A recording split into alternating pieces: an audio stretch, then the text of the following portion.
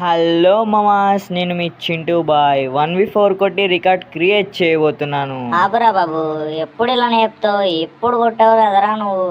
డైలాగులు కొట్టాక మామ, నువ్వు కొట్టయిపోయి కావాలంటే. మామ చూడు మామ, నువ్వే ఒక్కొక్కరిని తలకాయలు పగిలిపోతాయి, పుచ్చకాయలు పేలిపోతాయి మామ.